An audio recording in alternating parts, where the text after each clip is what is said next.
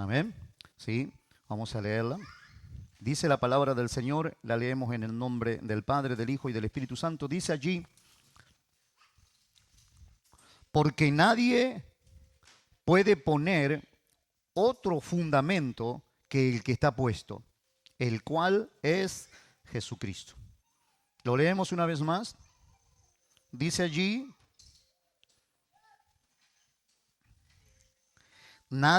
porque nadie puede poner otro fundamento que el que está puesto.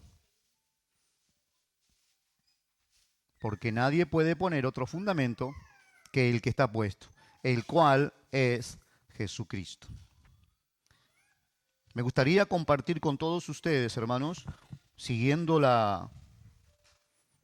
un poco la temática de que hemos venido hablando en el mes de enero, y terminaremos este mes hablando sobre el Cristo suficiente, ese Cristo que es todo lo que necesitamos. El hombre hoy no necesita una religión. El hombre hoy no necesita un gobierno mejor. Los de izquierda dicen, necesitamos a uno de izquierda que se levante y que gobierne para que haya un equilibrio en lo social. Y los de derecha dicen que si los ricos no producen dinero, los pobres tampoco van a tener ninguna clase. Así que están enfrentadas ahí. Y ahora hay tanta polarización que ahora hay de extrema derecha, de extrema izquierda, los del medio, los de abajo, los de arriba. Lo cierto es que desde que el hombre es gobernado por sí mismo, desde que el hombre quiso gobernarse a sí mismo, hasta ahora, desde el primer hombre y la primer mujer que quisieron gobernarse a ellos mismos, desde ese día hasta ahora, todo ha ido de mal en peor.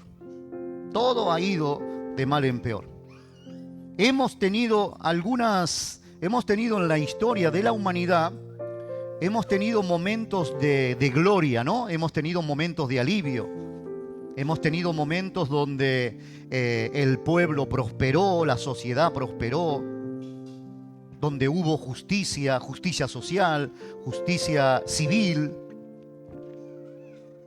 Cuando se dieron esos momentos, y si usted quiere puede ir al internet, y hoy con el móvil le podemos preguntar, porque antes hablábamos entre nosotros, ahora hablamos con el cacharro negro y le preguntamos, Iri, no sé qué, Siri, no sé qué, búscame esto y búscame lo otro. Nos vamos bien, nos vamos bien. Si un día terminaremos hablando con las paredes. Pero si usted busca, va a encontrar que todos esos momentos buenos fue porque el gobernante o el rey eran personas que tenían una relación con Dios. Era una persona a la que Dios decidió manifestarse, y esa persona que tenía influencia trajo un gobierno más estable, por ejemplo el gobierno de Salomón, o por ejemplo otros gobiernos, el gobierno de Ciro el Persa, por ejemplo. Vaya a la Biblia o vaya a la historia y va a ver cómo Ciro el Persa fue un hombre al que Dios se manifestó. Dios le decidió tocar su corazón, y ese hombre trajo buenos beneficios. Pero la mayoría de la historia del ser humano está plagada de negrura, está plagada de basura, de tristeza, de dolor, de miseria, de envidia, de codicia. Todo eso nos lleva a la conclusión, ahora que ya estamos avanzados, que ya tenemos la cuarta parte del siglo XXI vivido, ya estamos en la cuarta parte cumplida, ya estamos en el año 26, la cuarta parte del siglo XXI. Por todo lo que conocemos, por todo lo que sabemos, nos damos cuenta que el hombre por sí mismo no puede gobernarse. Por eso la Biblia presenta como a Cristo suficiente. Cristo es el único que puede establecer equilibrio, sanidad, bendición sobre la vida del ser humano. Claro, después están los hombres, estamos nosotros, que hemos agarrado la figura de Cristo y nos hemos aprovechado. Y ahí hemos creado cantidad de religiones para manipular la necesidad del pueblo, para manipular a los hombres. Pero la Biblia, hermanos, la palabra del Señor enseña que Dios no puede ser burlado y que Dios no se deja usar por nadie y que Él sigue siendo Dios a pesar de nuestros pensamientos, de nuestros planes, de nuestro sentido de justicia o no. Dios sigue siendo Dios y a Dios nadie lo gobierna, nadie lo utiliza. Por lo tanto, Dios decidió a través de Cristo crear un pueblo, una nación. Así dice Pedro, ¿no? Pedro 2.9, ¿no? Segunda de Pedro 2.9, ¿no? A ver si lo tenemos ahí. Miren lo que Cristo ha establecido. No una iglesia.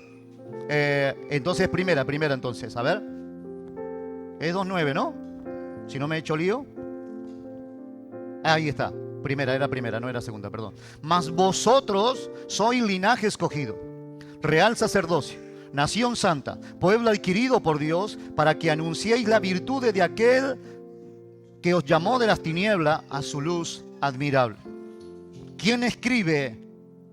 ¿De qué nacionalidad es el que escribe este versículo? Es judío, es hebreo. Es Pedro.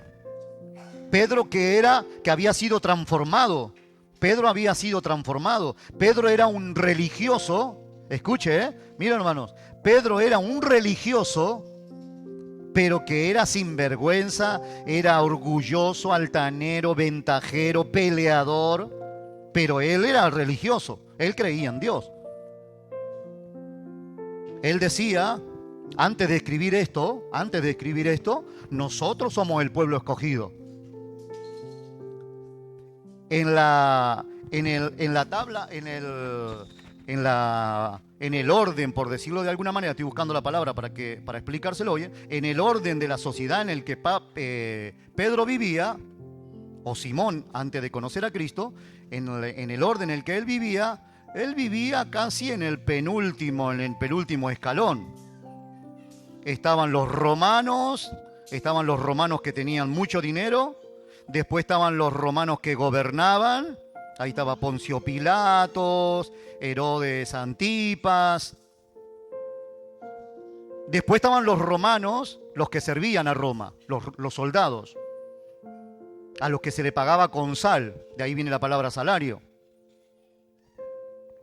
Y luego estaban, en el orden jerárquico, estaban los judíos, a quienes los hebreos despreciaban y les llamaban perro, rata, basofia, porquería, le llamaban los romanos. Pero dentro de los judíos también había otro orden. Y ahí estaban los religiosos. Estaban los que estaban en el Sanedrín, y el Sanedrín también estaba dividido. Y luego estaban los que servían al Sanedrín, los siervos de los hebreos, de los fariseos, de los saduceos. Y debajo de los siervos estaba Pedro. Pedro, que era considerado clase media para abajo, porque era pescador. Se suponía que los hebreos eran pastores de ovejas, no pescadores. Pero como vivían en Galilea, pues ahí había que pescar, así que era pescador. Así que era un obrero, era un autónomo que no le alcanzaba la cuota para pagar. Roma los suprimía, los oprimía de tal manera que no le alcanzaba. Y debajo de Pedro, ¿quién estaba? Estaban los gentiles, o sea, nosotros. Los peores de todos. Y aparece Cristo en ese contexto, hermanos. Aparece el Señor. Y entonces se debate, a ver, los judíos que tenían la promesa de que el Cristo iba a venir. Miqueas había avisado que nacería el Cristo, Zacarías, Isaías había avisado que venía el Cristo. y aparece Cristo, pero como Cristo aparece en la clase media baja, en la clase de Pedro, no lo reconocen. No lo reconocen como rey, no lo reconocen como un hombre poderoso. Pero los hechos de Cristo comienzan a hablar y el Señor comienza a hacer su obra muy silenciosa, comienza a trabajar en el pueblo, a hacer milagros, a perdonar pecados, sanar enfermos, llama a los discípulos. Vaya panda de los discípulos. Todos querían estar al lado, le pidieron, uno de ellos dijo, Señor, cuando venga en tu reino, yo quiero sentarme a la derecha. Yo quiero estar ahí, Señor, en el gobierno de las tribus, yo quiero estar ahí. El otro se sacaban los ojos por ver quién era el mejor. Irresponsables, sin entendimiento. Pero el Señor hace algo con Pedro, con Simón. Se le revela. El Señor se le revela a Simón y en el momento de la revelación el Señor pregunta, ¿y ustedes quién dicen que soy yo? Y Pedro, que era como yo, así de boca chancla, que seguida no podía, la lengua le era más rápida que el cerebro, él dice, yo sé quién eres tú. Tú eres el Cristo, el Hijo del Dios viviente. Y Pedro por primera vez en su vida, creo que por primera vez en su vida, dice algo con certeza y con coherencia. Pero algo pasó en el interior de Pedro. Porque a partir de ese momento Jesús ya no lo llama, ya no lo llama Simón, lo llama Pedro. Y es Pedro el que nos pregunta, ahí, primera de Pedro 2:9, Pedro es el que nos escribe a nosotros. Mas vosotros sois linaje escogido, real sacerdocio, nación santa, pueblo adquirido por Dios. Lo escribe alguien que sabe en qué posición lo encontró el Señor. El Señor lo encontró en lo penúltimo de la escala humana, en el momento en el que él vivía. De hecho, en el momento en que lo traiciona, que Pedro niega a Cristo, Pedro se siente peor que un gentil.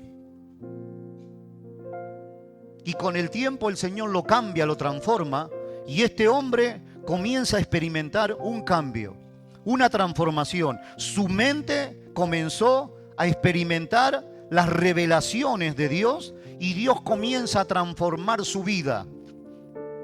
Quizás seguía teniendo el mismo cabello, el mismo color de ojo, la misma piel, tenía la misma forma de caminar, pero en su interior había una transformación. Y es que para eso vino Cristo. Cristo no vino para que usted venga los domingos aquí, para que sirva allí moviendo esto, tocando la guitarra, amargado. No, Cristo no vino para eso, hermanos. Qué miserable, ¿no? Qué miserable sería la obra de Cristo si Cristo simplemente me salvó para cantar un domingo. Qué pobre que sería.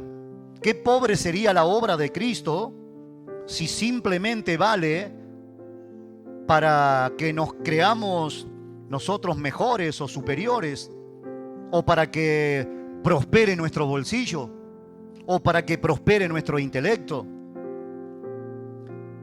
Pedro llega a escribir esto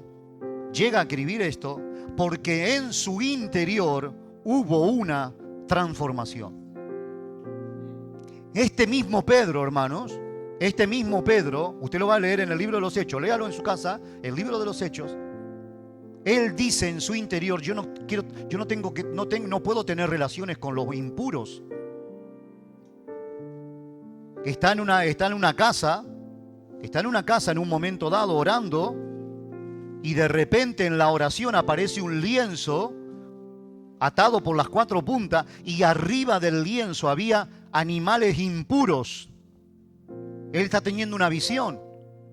El hombre santo, el hombre que se creía pueblo de Dios, porque él, aunque estaba en el escalón, en el penúltimo escalón, en su interior se creía superior a otros. Se creía mejor.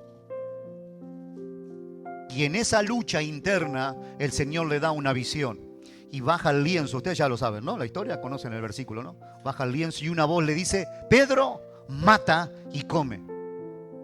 Pedro no puede, no le cabe, a ver, este engranaje que estás tratando de meter en mi cabeza, Señor, no funciona porque yo tengo otra estructura, yo pienso de otra manera, yo tengo otra cultura, tengo otros hábitos.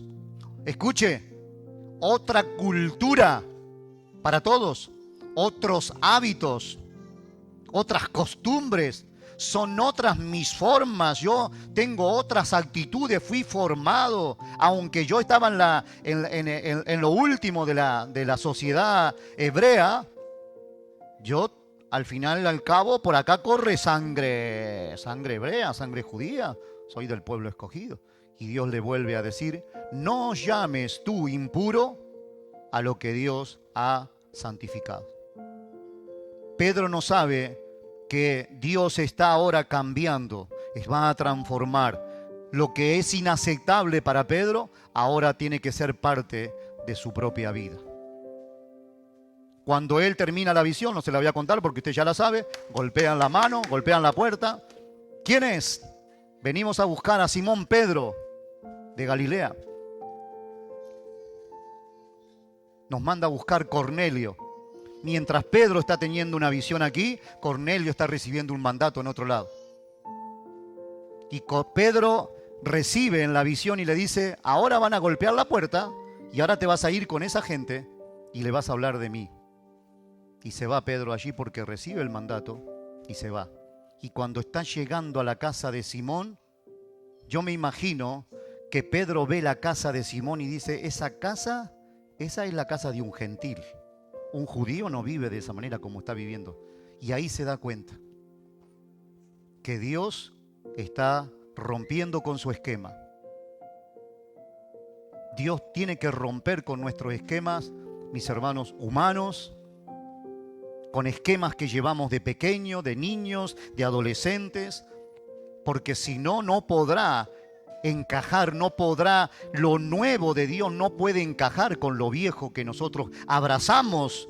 Es que yo soy así, pastor, es que yo tengo este carácter y que no le guste, es que al Señor no le gusta, no es que a mí no me guste, es que en mis pensamientos a Dios no le agradan, mis caminos a Dios no le agradan, lo que yo considero bueno, justo, Dios dice: yo lo tengo como trapo de... Y Pedro es transformado. Pedro abraza a Cornelio, al impuro, y se convierte por un tiempito, por algunos meses, algunos años, dice la historia, en el pastor de los gentiles. El que los odiaba, ahora lo tiene que pastorear. El que los rechazaba, ahora lo tiene que abrazar. Porque así ha hecho Cristo con nosotros. Así hace Cristo con cada uno de nosotros. Nos abraza.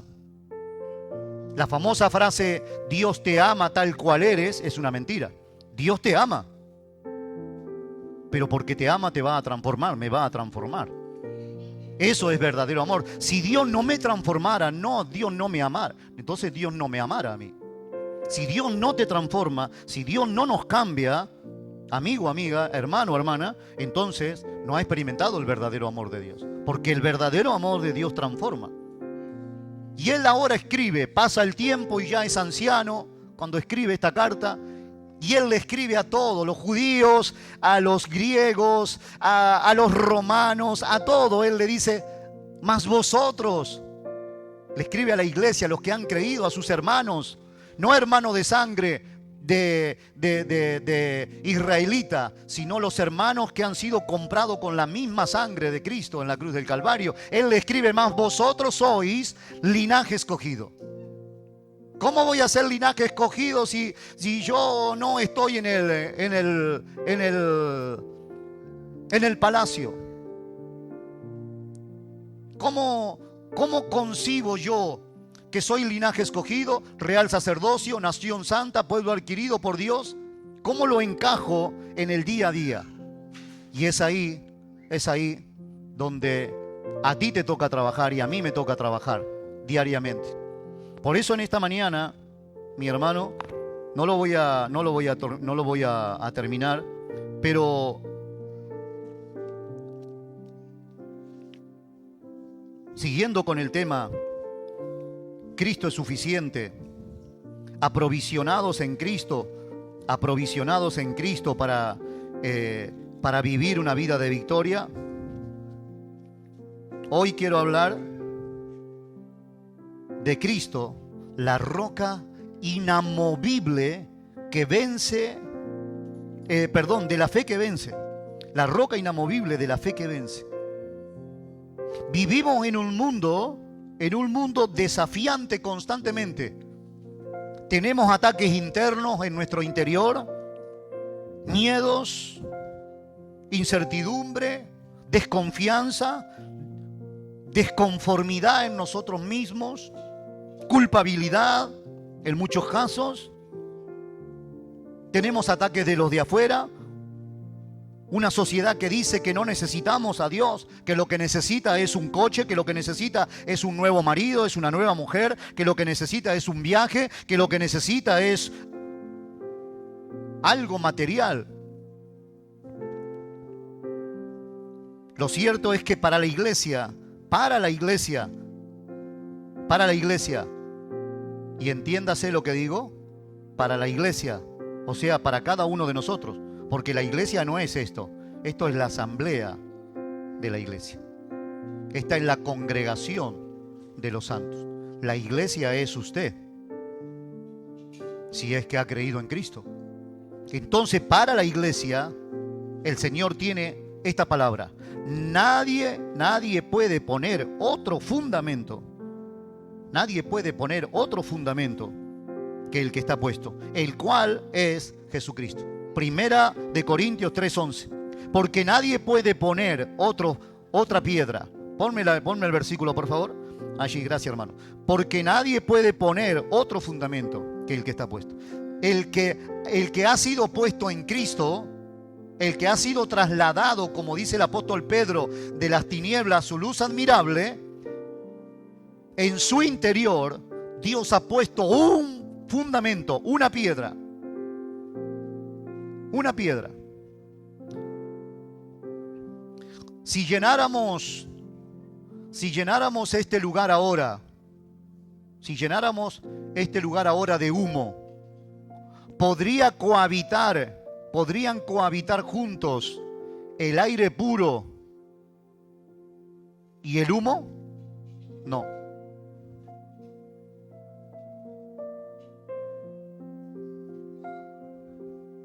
Para que usted se haga una idea, Dios ha puesto en nosotros un fundamento y no se puede poner otro, no se puede cambiar. Dice el Salmos 118, versículo 22. No voy a terminar con este mensaje hoy, seguramente seguiremos el viernes, porque es una especie de estudio. Salmo 118, 22. Salmo 118, versículo 22 dice: la piedra que desecharon los edificadores ha venido a ser cabeza del ángulo. La piedra que desecharon los edificadores, la piedra que desechan los gobernantes, los que quieren gobernar su propia vida, ha venido a ser la cabeza del ángulo. Este pasaje de la palabra del Señor, Salmo 118, expresa en varios versículos la característica de los gobiernos que ha tenido el pueblo de Israel. Y el salmista dice: la piedra fundamental, la piedra que los hombres han dejado fuera, refiriéndose no a Cristo en ese momento, porque no tenían conocimiento absoluto de Cristo, pero sí de Dios. Entonces lo que está diciendo aquí es: la piedra que desecharon los edificadores ha venido a ser la piedra principal, la piedra angular, la piedra necesaria. Es que un cristianismo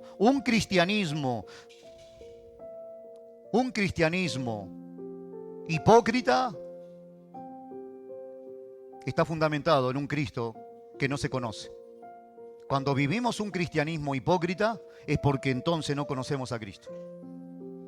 Cuando vivimos un cristianismo vacío, cuando vivimos un cristianismo desorientado, cuando vivimos un cristianismo a nuestra bola, quiero decirle de parte del Señor que Cristo no es su Señor. Usted puede tener un cristianismo, puede tener nombre de que vive, pastor, yo no voy a venir más por lo que acaba de decir. No venga si no quiere. Pero el verdadero cristianismo tiene a Cristo como centro. Y Él es la cabeza. Él es la piedra principal. Nosotros acabamos de leer, acabamos de cantar, mientras estábamos cantando, cantamos, ponme el Rey de Gloria, Rey de Gloria. Su nombre es Cristo, Dios poderoso, Rey de mi ser. Yo lo acabo de cantar. Y créame que era consciente. Y esa palabra me golpea a mi propia conciencia. Porque el Espíritu, mientras estoy cantando, el Espíritu me hace recordar que todavía no he rendido el 100%. Ay, pastor, lo que acaba de decir. Yo me voy a ir a otra iglesia donde el pastor esté rendido completamente. No hay ninguna iglesia donde. Porque todos estamos en la lucha de ser rendidos, de rendir nuestra vida. Pero debemos alcanzar ese estado. No debemos desechar la piedra como lo hicieron los antiguos. Desecharon a Dios, sacaron a Dios de su lenguaje, sacaron a Dios de sus pensamientos, de sus actitudes, sacaron a Dios de sus emociones,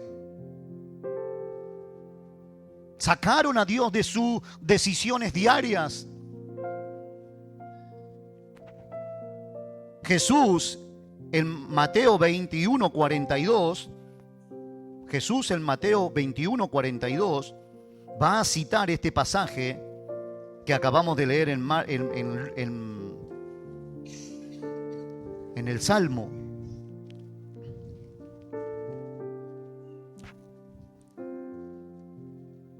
Ahí está, ahí la ha puesto el Carlito. Jesús le dijo, ¿nunca leíste en las Escrituras? La piedra que desecharon los edificadores ha venido a ser cabeza del ángulo. El Señor ha hecho esto. ¿Y es cosa maravillosa a nuestros ojos? Jesús mismo confronta esta situación en el tiempo de Él.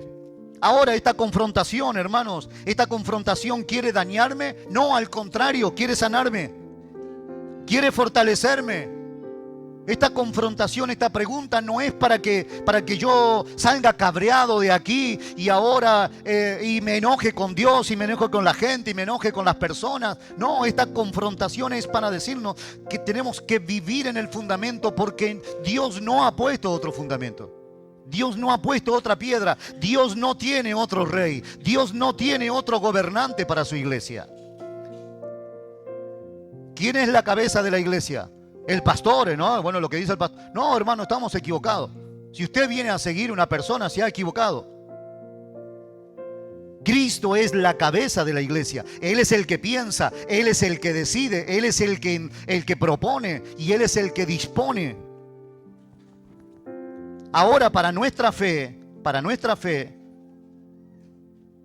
ahora vamos a hacerlo un poco más personal al asunto. Vivimos en una época, ahí está, ahora sí ponme la diapositiva, Carlito, la 3. Vivimos en una época de incertidumbre. Ahí tenemos algunas cosas. Incertidumbres, preguntas sin respuesta, polarización. Hoy está todo mezclado. Hoy todos son malos, hoy todos son buenos. Hoy todos dicen la verdad y todos mienten. ¿No ha escuchado alguna vez? Está mirando el noticiero. Vaya a saber si es verdad. El Tran agarrado a Maduro, vaya a saber si no era un arreglo ahí o ahora quiere comprar Groenlandia, no sé qué. Vaya a saber qué arreglo habrá ahí. Todo está polarizado porque nos han mentido tantas veces que hoy no sabemos. Nos dicen la verdad y bueno, hay que... De hecho, en la encuesta de Camisano, de la encuesta española, dice que la polarización es el primer problema que están teniendo que estamos teniendo en España. Todo está mezclado. Uno que dijo que nos iba a gobernar, iba a traer justicia social, lo único que ha hecho ha sido engordar a su hermano, a su mujer y a todos los que tenía por ahí. Y los ministros que teníamos se iban con tu dinero y con mi dinero a pagar prostitutas y a pagar coches y a comprar casas y viajes y dinero por vaya se ve por ahí. Entonces todo está polarizado. La religión no tiene nada para ofrecernos. Miedos, presiones diarias, dolores, enfermedades, angustia, desesperación, incertidumbre de lo que va a pasar a nivel mundial. Mis hermanos, Jesús no prometió una vida sin tormentas.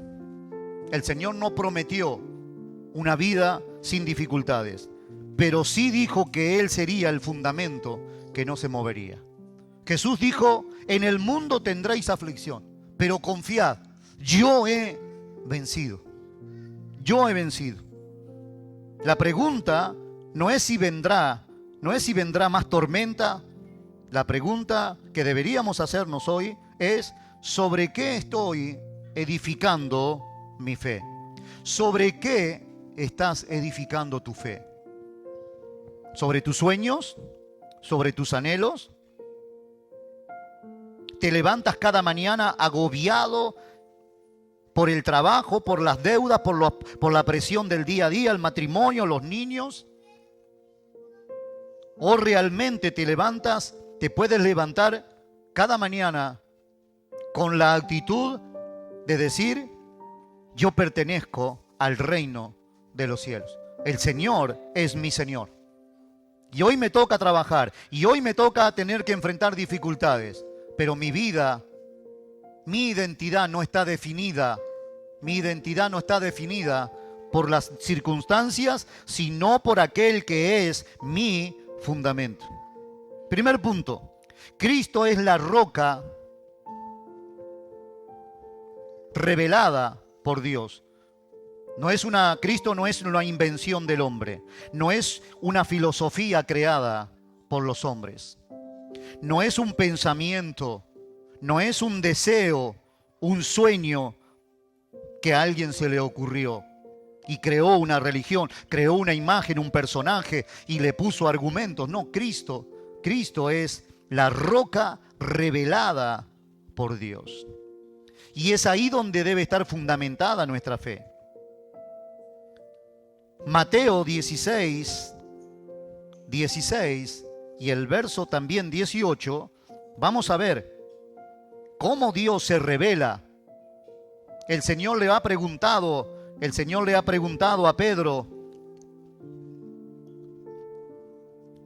el Señor le ha dicho, ¿y vosotros quién decís que soy yo? Y Pedro responde aquí en el verso 16, mire, está Simón Pedro, está todavía que no le ha llamado. A mí me llamó la atención esto, porque aparece muy contadas veces esta combinación, Simón Pedro. ¿Por qué? Porque Pedro todavía estaba en la transición.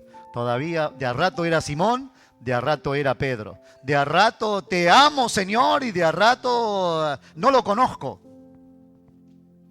De a rato yo, Señor, yo voy a ser el primero en el reino de los cielos. Y cuando se acercó Malco, sacó la espada y ahí se convirtió en Simón. Sacó el carácter de Simón y le cortó la oreja a Malco. Simón Pedro dice, tú eres el Cristo, el Hijo del Dios viviente. Aquí Jesús va a expresar algo en el verso 18. Verso 18. Y yo también te digo que tú eres Pedro, y sobre esta roca edificaré mi iglesia. Presta atención, hermanos, Porque este versículo ha llevado a vivir a gente por siglos equivocada. Escuche, este pasaje ha llevado, por mal interpretarlo, gente al infierno. De este pasaje y de algunos otros distorsionados se creó la Iglesia Católica y los papas y los cardenales y todos los que siguieron después detrás de esto. ¿Sabe cuánta gente la Iglesia Católica ha llevado al infierno? Miles y millones y millones. La Biblia le llama en Apocalipsis la gran ramera, porque mezcló todo y se acostó con todas las religiones. De hecho, el papa anterior que se murió fue un papa ecumenista. Abrazó a todos. Vengan todos, porque todos son hijos de Dios. No. Está equivocado. La palabra del Señor dice, acompáñeme con su lectura en su libro, en su papel allí. Verso 15, el Señor le pregunta, ¿y vosotros quién decís que soy yo? Respondiendo Simón Pedro dijo, tú eres el Cristo, el Hijo del Dios viviente. Este judío, como lo hemos dicho, un judío, por primera vez, públicamente, está reconociendo a Cristo como el Mesías, como el Dios hombre, el Dios que de allí dejó su trono de gloria, como leía la hermana, como leía la Anita, dejó su trono y se convirtió, tomó forma de hombre. Esto ya lo practicaban las religiones antiguamente. Ahí están el centauro, el minotauro, que era la mezcla de animales con deidades, ¿no? Aquí tenemos a Cristo siendo Dios, verdadero Dios y verdadero hombre. No dejó por ser hombre, no dejó de ser Dios. Así que aquí tenemos una declaración. Aquí tenemos la declaración revelada por el Padre. El Padre le revela a Pedro y le dice, el que está frente a ti es mi Hijo. Es Dios mismo. Y Pedro dice, tú eres el Cristo, el Hijo del Dios viviente.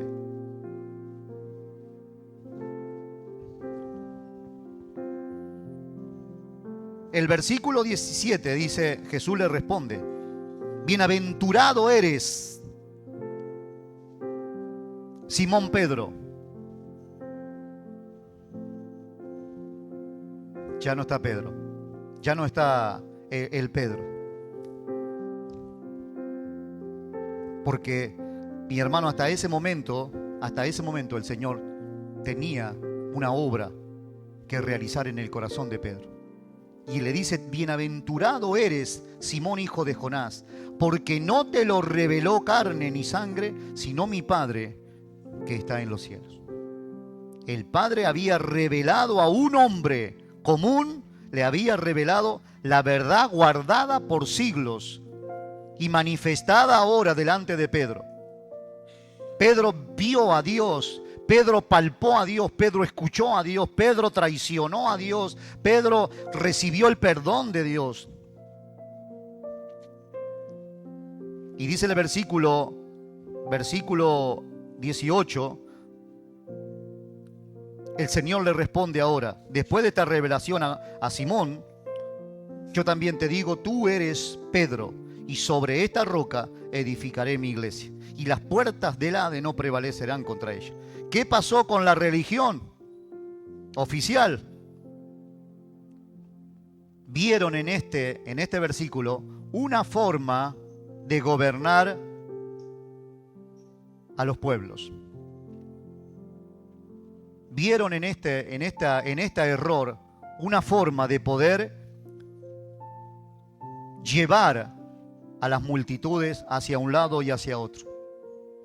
Porque el Señor en este pasaje de la palabra del Señor, cuando Él dice, sobre esta roca edificaré mi iglesia, está hablando de la declaración que Pedro acaba de hacer, no sobre Pedro. Cristo está diciendo, sobre lo que acabas de decir, que yo soy el Cristo, el Hijo del Dios viviente, sobre esa declaración voy a edificar mi iglesia. Porque Cristo es la roca de la iglesia, no Pedro. Cristo es la roca de la iglesia, no Pedro. Pero hay miles de personas que viajan a Roma, a la Basílica de San Pedro, porque ahí está el primer papa, dicen ellos. El primer sumo pontífice. Hermano. Yo me imagino que Pedro debe estar en el cielo revolcándose diciendo, madre mía, ¿cómo le han errado esto? ¿Cómo se creyeron semejante cosa? Porque el sumo pontífice, que hoy los hombres se atribuyen a sí mismos como el Papa, el sumo pontífice, solo el único pontífice es Cristo. Y la roca de cada uno de los creyentes es Cristo. La roca de cada uno de nosotros es Cristo. El día de mañana, ayer hablaba con el hermano, hace unos 3 años atrás, en agosto o en octubre por ahí, estaba ayudando al pastor Verdugo. Estaba ya ingresado y creo que estuve un montón de horas con él ahí. La esposa se había ido a descansar y él estaba ya con esta enfermedad terminal. Y entonces él seguía teniendo la mentalidad de hecho, en el último culto que estuvo aquí, dijo, el año que viene nos volvemos a ver aquí. Él tenía la mentalidad de seguir adelante. Creía que el Señor lo iba a sanar. Así que esa tarde, me acuerdo de esa tarde, lo traté de sentar en la silla y masajearle los pies y mojarle un poco los pies, y los tenía muy hinchados. Y entonces oré con él y le dije, bueno, pastor, mañana, si el Señor lo permite, vengo. A la madrugada, esa madrugada, nos llamó la Michelle, ¿no? Diciendo que el pastor había muerto. Porque los hombres pasan. Ninguno de nosotros puede ser roca. La iglesia no puede estar fundamentada en un pastor. La iglesia no puede estar fundamentada en una moda, porque las modas pasan. Hoy usamos pantalones angostos. Mañana se le antoja al chiflado de turno ancho. Y salimos a comprar pantalones anchos. Hay pantalones ajustados. Todo ajustado. Todos salimos a comprar pantalones ajustados. Ahora está el marrón y salimos todos a comprar ropa marrón, corbata marrón, camisa marrón. Yo ya he comprado piel marrón hace rato.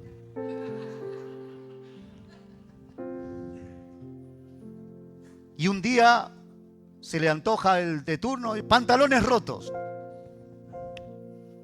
Solo nosotros podemos comprar pantalones rotos, hermano. Y ahí andan todos con todos los pantalones rotos, cristianos. Fuimos a una congregación la otra vez y había uno que tenía unas calaveras casi tiquiticas.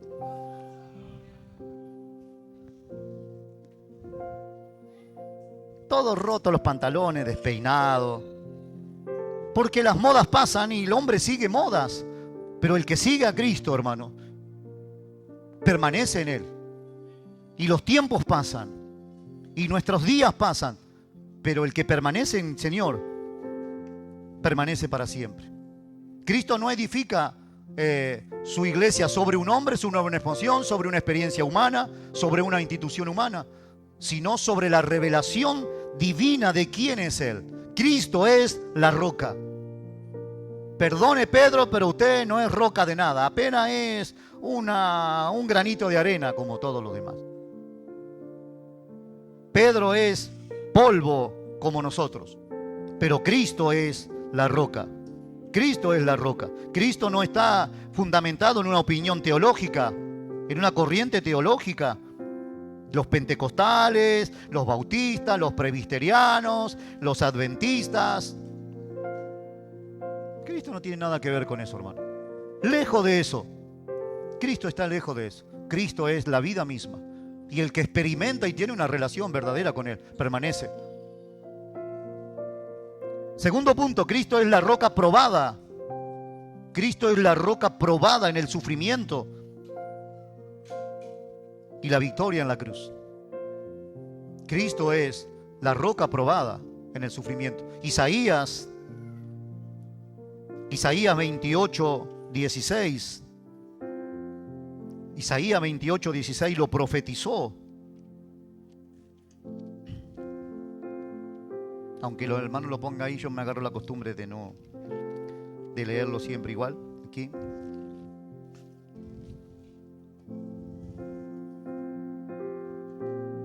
Por tanto así dice el Señor, por tanto Jehová el Señor dice así: he aquí yo pongo en Sión por fundamento una piedra probada, angular, preciosa, de cimiento estable. El que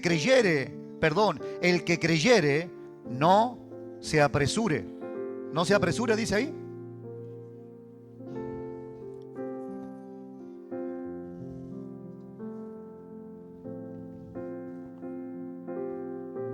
Dice mi versión aquí: por tanto Jehová el Señor dice así: he aquí yo pongo en Sión por fundamento una piedra probada, angular, preciosa, de cimiento estable. El que crea en ella no vacilará, no se perderá. Creo que lo leíamos, ¿no? Lo estábamos leyendo ayer con mi esposa.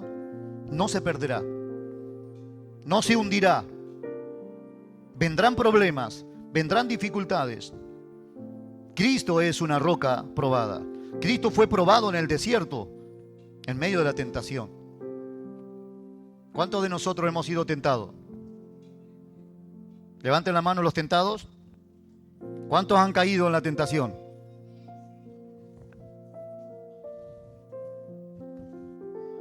Así que nosotros no podemos ser roca probada. Pero Cristo sí padeció la tentación. ¿Cayó en el pecado? No.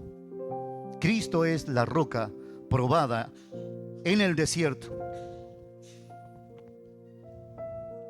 ¿A cuántos de nosotros nos han rechazado? ¿Cuántos de nosotros nos enfadamos por el rechazo? Porque el rechazo duele, quebranta. Cristo fue rechazado, pero Él al rechazo le respondió: Padre, perdónalos, porque no saben lo que hacen. Cristo es la piedra probada. Cristo fue probado por el abandono. Los discípulos se dispersaron. Con los que habían dado, con los que caminó durante un poco más de 3 años. En el momento en el que atraparon al pastor, las ovejas se dispersaron. Estaba profetizado que así pasara. Cristo estaba siendo probado en el Getsemaní. Cristo es la piedra aprobada y fue probado por el abandono. Y cuando Él resucita,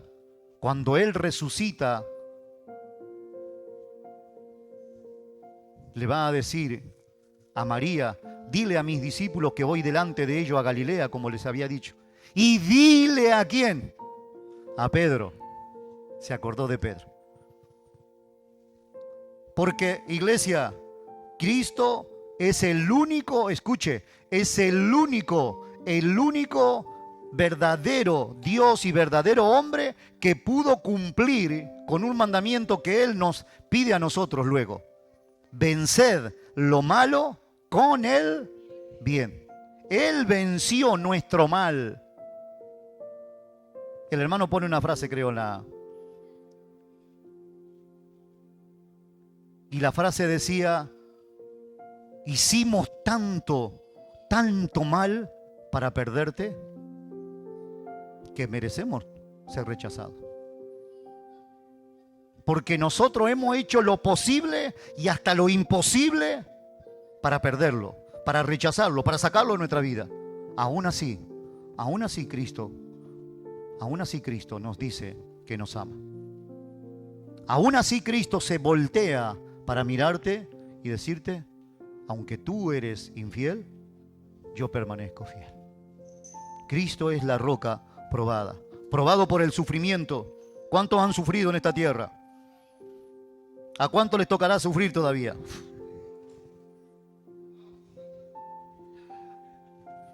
Pero el sufrimiento fue parte de su existencia y fue probado por el sufrimiento.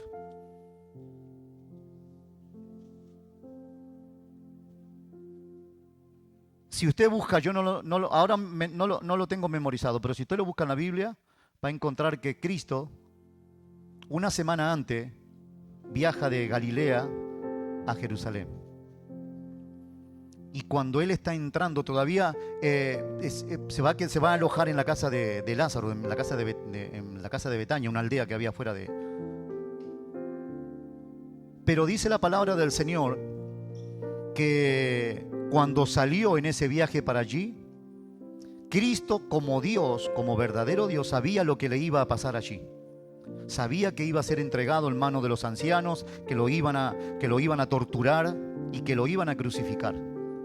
Pero aún así, dice la Biblia, después usted si quiere búsquelo con la concordancia, afirmó su rostro para ir a Jerusalén. Afirmó su rostro. Porque por encima del dolor que que tenía que enfrentar y tenía que padecer, había un gozo de vernos salvos a nosotros. Por encima de ese dolor, por encima de ese sacrificio, Cristo nos dio a nosotros, siendo pueblo adquirido por Dios, nación santa, real sacerdocio. Cristo fue probado por la cruz y no se quebró. La cruz no fue una derrota. La cruz no fue una derrota. Fue la confirmación de que la roca soporta todo el peso del pecado humano. Para terminar, porque todavía me quedan... Allí donde Adán cayó en el Edén, en el jardín del Edén. Cristo venció en el huerto del Getsemaní, en la cumbre de la calavera. Allí donde el hombre fue débil, allí donde el hombre hoy es débil, Cristo es fuerte. Por lo tanto, nuestra fe debe estar fundamentada. No está fundamentada en una ideología, no está fundamentada en una melancolía. Nuestra fe está fundamentada en una victoria consumada. Cristo venció en la cruz del Calvario. Nuestra fe tiene que estar fundamentada. Y hermanos, escuche, hoy es 18. Si Dios nos está hablando hoy de que nuestra fe debe ser una fe que nos transforma, una fe que nos fundamenta, una fe que nos arraiga, una fe que nos protege, una fe que nos hace mantener firme, es que posiblemente el Señor tenga preparado algo entre mano para probar nuestra fe. La pregunta es, ¿cómo vamos a edificar? Porque cada acción, escuche, cada acción, por grande o pequeña que sea, es un ladrillo más a nuestra edificación. Cuando yo decido no perdonar, cuando yo decido no abandonar mis viejos pensamientos, estoy edificando mi casa, estoy edificando mi carácter, estoy edificando lo que voy a pensar, cómo va a ser mi forma de pensar más adelante. Las determinaciones que hoy tome en cuanto a mi relación con mi esposa, en cuanto a la relación con la familia, en cuanto a la relación con la iglesia, es lo que va a venir en el tiempo que viene. Si usted como varón es un buen esposo hoy, mañana va a recoger lo que hoy. La pregunta es, ¿qué queremos recoger mañana? ¿Qué queremos recoger mañana? ¿Incredulidad? ¿Maldición? ¿Enfermedad? Porque, hermanos, 1 Corintios 11:30 es para la iglesia, es para nosotros. 1 1 Corintios 11:30 es para nosotros. Y dice así: por lo cual hay muchos enfermos y debilitados entre vosotros y muchos duermen. El apóstol Pablo no les está refregando en la cara. Los está diciendo, hay una realidad en nosotros. Y a esta realidad hemos llegado por algo. Y si seguimos haciendo lo mismo para llegar a este estado, y hemos llegado a este estado, si seguimos haciendo lo mismo, volveremos a estar enfermos, volveremos a estar debilitados y otros estarán dormidos. O algunos quizás el Señor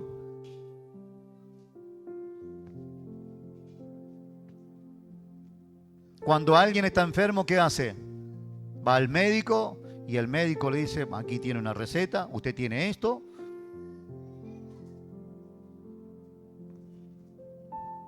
Si hay en nosotros enfermedad, si hay alguno de nosotros que no está bien en su interior, en su corazón, en su mente, yo cuando analizo a mi vida a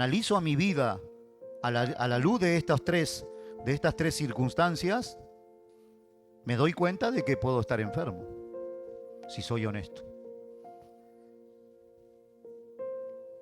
Me doy cuenta que puedo estar debilitado en algunas áreas de mi vida.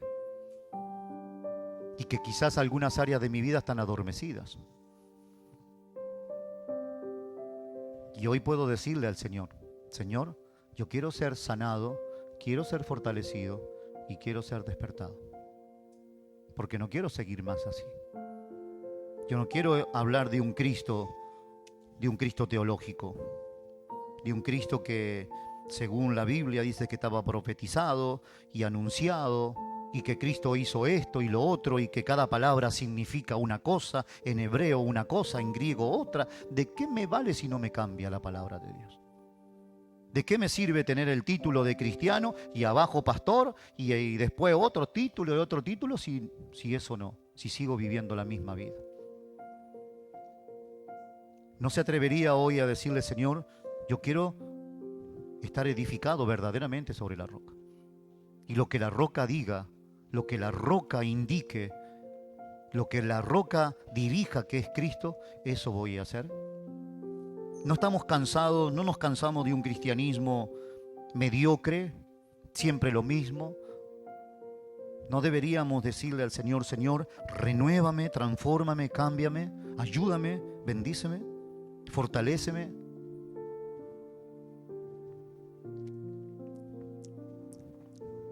En la cruz, Cristo venció. Y el Señor venció primero al pecado. Cristo venció al pecado. O sea, aquello que nos domina o que nos quiere controlar, Cristo lo venció. Así que yo hoy debería ir a Cristo y decirle, Señor, tengo un problema, Señor. Hay algunas cosas que no están bien en mi vida, que las estoy realizando y que sé que son pecado, pero me controlan, Señor.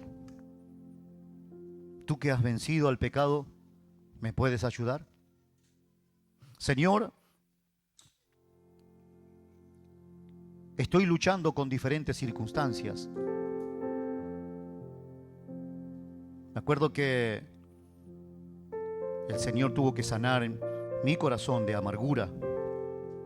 De amargura. La amargura es algo que se enraiga bien dentro. Y que todo lo que me rodeaba estaba contaminado. Todo estaba contaminado. Y creía en Dios y luchaba. Y Cristo fue lo suficientemente poderoso y sabio para romper con esa atadura. Y hoy es el Señor lo suficientemente poderoso y sabio para traer libertad a nuestras vidas. Allí sentadito como usted está, incline su rostro y hable con Dios. Usted tiene el privilegio de hablar con Dios.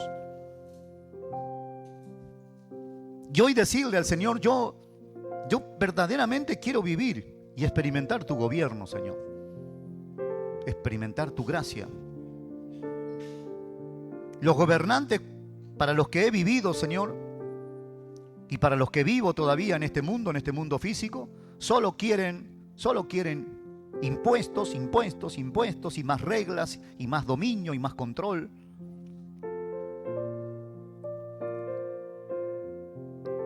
Pero quiero experimentar tu gracia y tu favor, Señor.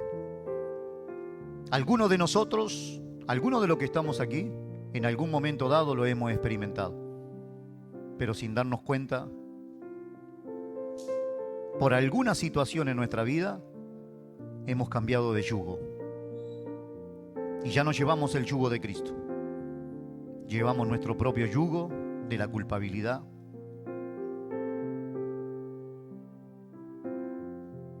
Cuando Dios nos ha perdonado, cuando Dios nos otorgó perdón en Cristo, en la cruz del Calvario, nos estaba liberando de nuestra propia culpabilidad. La persona que vive culpándose a sí misma es una persona que se cree que es Dios y que tiene el derecho y la obligación de culparse a sí misma. Pero Dios hay uno solo. Dios hay uno solo. Y Él es el Dios que perdona. Él es el Dios que perdona. Y no importa cuántos errores hayan pasado por tu vida. Quizá perdiste la cuenta igual que yo. Pero si hoy le decimos con sinceridad, Señor, perdóname.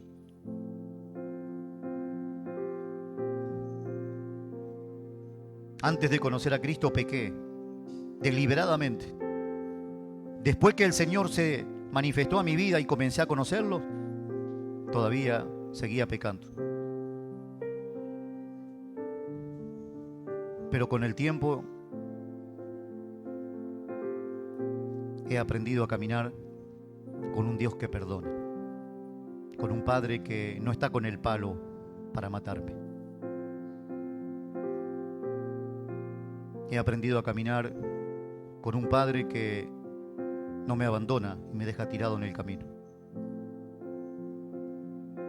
sino con un Padre amoroso, un Padre genuino, verdadero, dispuesto a amarme y a corregirme y a disciplinarme y a cambiarme y a transformarme. Por eso en esta hora te invito a que verdaderamente tú te enfrentes a esta realidad, a tu realidad, y con tu realidad te presentes ante Dios y le digas: Señor, transfórmame, cámbiame, lléname de tu presencia, lléname de tu gracia, lléname de tu favor, lléname de tu misericordia. Cambia mi arrogancia, cambia mi altivez, mi orgullo, esta miseria humana que llevo dentro, Señor, arráncala. En el nombre de Jesús, Padre.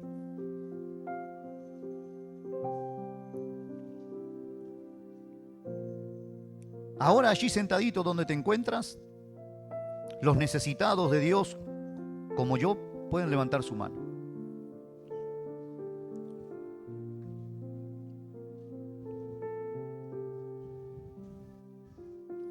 Estas manos levantadas nos unen como necesitados. Estas manos levantadas nos unen como personas débiles. Nos hacemos compañeros en la debilidad. Nos hacemos compañeros en la necesidad. Nos hacemos compañeros reconociendo que no podemos solos. Allí, así que con tu manito levantada, si has levantado tu mano, ahora ponte de pie. Ponte en pie.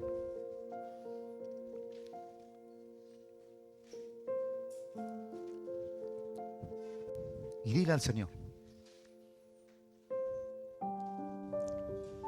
te necesito más, Señor. Te necesito más. Yo no quiero una religión, no quiero ser evangélico. No quiero ser católico. Quiero conocer tu gracia. Quiero conocer tu amor, Señor. Y experimentar tu misericordia. Quizás ahora el Señor haga algo en tu corazón. Pero si la oración es sincera, te voy a decir lo que va a pasar. Si la oración es genuina,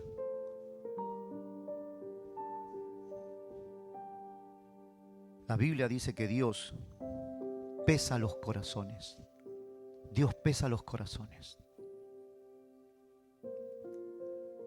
Y en estos días que vienen, en algún momento, en sueño, en una conversación, o cuando te quedes sola o solito, la presencia de Dios te va a visitar.